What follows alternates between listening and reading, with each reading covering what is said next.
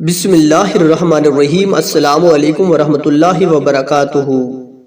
عائشہ رضی اللہ تعالی عنہا سے کہ آپ نے بتلایا کہ میں اور نبی کریم صلی اللہ علیہ وآلہ وسلم ایک ہی برتن میں غسل کیا کرتے تھے۔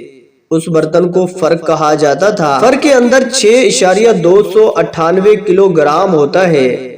صحیح بخاری حدیث نمبر 250۔ ابو سلمہ سے روایت ہے کہ میں ابو سلمہ اور عائشہ رضی اللہ تعالی عنہ کے بھائی عائشہ کی خدمت میں گئے۔ ان کے بھائی نے نبی کریم صلی اللہ علیہ وآلہ وسلم کے غسل کے بارے میں سوال کیا تو آپ نے سا جیسا ایک برتن منگوایا، پھر غسل کیا اور اپنے اوپر پانی بہایا۔ اس وقت ہمارے درمیان اور ان کے درمیان پردہ حائل تھا۔